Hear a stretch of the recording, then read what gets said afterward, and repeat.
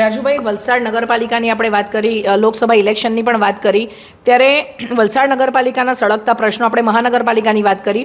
એક જનરલ બીજો પણ એવો મુદ્દો છે, એ વલસાડ તાલુકાને જ લાગે છે કે વંદે ભારત ટ્રેનોની જે આપણે વાત કરીએ તો એમાંથી વાપી ખાતે સ્ટોપેજ અપાયા છે અને વલસાડ ખાતે નથી અપાયું. અને એવું કહેવાય રહ્યું છે કે વલસાડમાં ઇન્ડસ્ટ્રી નથી, જ્યારે ગુંદલાવ છે, આજુબાજુ ઘણા ઉદ્યોગો છે આપણે ત્યાં. પણ આ બાબતે તમે શું કહેશો? બેન, તમે બહુ સરસ મુદ્દો આ પૂછ્યો છે. એક 2 મિનિટ તમારી લેવા બેન. વંદે ભારત વાપી અને વલસાડની અંદર ઘણો ફરક છે. જ્યારે વાપીને મહાનગરપાલિકા બનાવી દેતા હોય, આ ટ્રેનને સ્ટોપ આપવું હોય બેન, તો એ કનુભાઈના માટે 5 જ મિનિટનું કામ છે. અત્યારે આપના ગુજરાતના ચીફ મિનિસ્ટર કહે તો ચાલે ને, કનુભાઈ કામ કરતા છે. કરવું હોય પણ થોડોક ભેદભાવ ચાલતો છે, વલસાડ સાથે અન્યાય થતો છે. બીજું બેન, તમે જે કીધું ગુંડલાવ જીઆઈડીસી, કા મારો મહત્ત્વનો મુદ્દો છે, એ આનંદભાઈ પટેલના માટે પણ છે ને ધવલ પટેલના માટે પણ છે ને કનુભાઈના માટે બી છે. વાપી જીઆઈડીસી છે, ગુંડલાવ જીઆઈડીસી છે, બાલાજી ફેક્ટરીઓ છે, સરીગામમાં છે, આપની પાસે અતુલ કંપની લિમિટેડ આપેલી છે બેન. આજે ગરીબ મધ્યમ વર્ગનું શોષણ થતું છે, કોન્ટ્રાક્ટ પથરા ચાલતી છે બેન. કોન્ટ્રાક્ટ પથાની અંદર બેન કોન્ટ્રાક્ટરને લીલા લેર છે ને પેલો વ્યક્તિ બિચારો જે કોઈ જોબ કરતી છે, મારી બહેનો કામ કરતી છે ગુલાબ જીઆઈડીસીમાં કોઈ ફેક્ટરીમાં, તો એને મિનિમમ 7,000, 8,000, 9,000 રૂપિયા પગાર મળે અને 15,000ના બિલ પર સહી કરાવે. આ દરેક જગ્યા પર આ વસ્તુ થતું છે.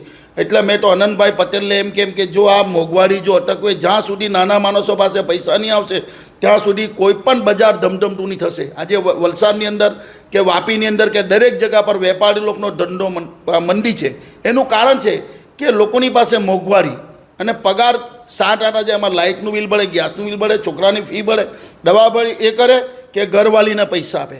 એના માટે એક મારું એવું માનવું છે કે હજારો માણસ વલસાડની અંદર જે ફેક્ટરીઓમાં કામ કરતા છે, આ કોન્ટ્રાક્ટ પથા બંધ થાય અને એમનો મિનિમમ 20,000 થી 22,000-25,000 રૂપિયા પગાર થાય. જે કંપનીઓ કોન્ટ્રાક્ટરને આપી છે, તો સીધી લીટી આ મજૂર વર્ગને જો પૈસા આપે બેન, તો બજાર બધાના ધમધમતા. પાર્ટી કોઈ પણ હોય, બીજેપી હોય કે કોંગ્રેસ હોય કે આપ પાર્ટી હોય, પણ મધ્યમ વર્ગનું ભલું થશે. પણ કંપનીના માલિકો સાથે સેટિંગ કરીને, કોન્ટ્રાક્ટર સાથે સેટિંગ કરીને આ ધંધો કરતો છે. અને જો આનંદ પટેલ, ભારતીય જનતા પાર્ટીનો અમે કહીને અમે મુદ્દો મોકલો વિધાનસભામાં, હારી ગયા, પણ જો આનંદ પટેલ આવે કે જીતે, ધવલ પટેલને બી રજૂઆત કરશું, તો અમે એમ કહેશું કે ભાઈ આ કોન્ટ્રાક્ટ પથા બંધ કરાવો, ડાયરેક્ટ ભરતી કરો.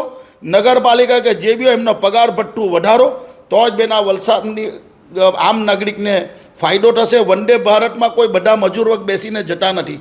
ગાડીનું આજે નહીં ને કાલે સ્ટોપ મળશે. પણ મહત્ત્વનો મુદ્દો, જે ઇન્ડસ્ટ્રીમાં જે ગોબાચારી થતી છે, જે કોન્ટ્રાક્ટરને મજા છે, જે કંપનીવાળો બારોબાર સહી કરાવીને અડધા પગારે કંઈક એક્સિડન્ટ થાય, કંપનીઓમાં આગ લાગે, કંઈ બી થાય, બિચારા મજૂરો મળી જાય, તેને કોઈ પણ જાતનું કંઈ ભથ્થું મળતું નથી. એટલે આનંદ પટેલ આવે તો એની સાથે ખભા મિલાઈને લડશું કે ભાઈ આ કોન્ટ્રાક્ટ પથા બંધ થવી જોઈએ.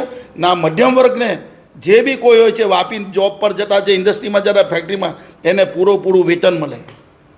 ખૂબ જ સરસ રાજુભાઈ, તમારી સાથે વાત કરીને ઘણી બધી માહિતી મળી. ચોક્કસ તમારા પ્રશ્નો અને તમારી જે રજૂઆત છે અમે જનતા સુધી નિષ્પક્ષપણે પહોંચાડીશું. અને રાજુભાઈ, ફરી અમે તમને મુલાકાત કરીશું. તમારી કોઈકવાર દર્શક મિત્રો વલસાડના સળગતા પ્રશ્નો, પછી વંદે ભારતની એમણે જે વાત કરી કે ટ્રેનનું સ્ટોપેજ તો આપણે ગમે ત્યારે લઈ શકીએ, પણ મહત્ત્વના રોજિંદા જીવનના જે પ્રશ્નો છે, ઘણી બધી એમણે વાતો અમારી સાથે કરી. મહાનગરપાલિકાની, વલસાડ શહેરના પાણીની વાત કરી, મહત્ત્વનો પ્રશ્ન જે રોજિંદા કામગારોનો છે, જે બી ઉમેદવાર ચૂંટાઈને આવે, વલસાડના પ્રશ્નો એમણે તાકીદે સોલ્વ કરવા જોઈએ, એવી રાજુભાઈ સાથે વલસાડની જનતાની પણ માંગ છે.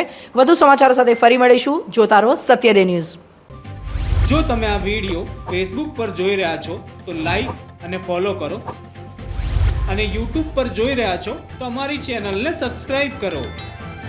સત્યદે.com, આઝાદી સમાચારોની.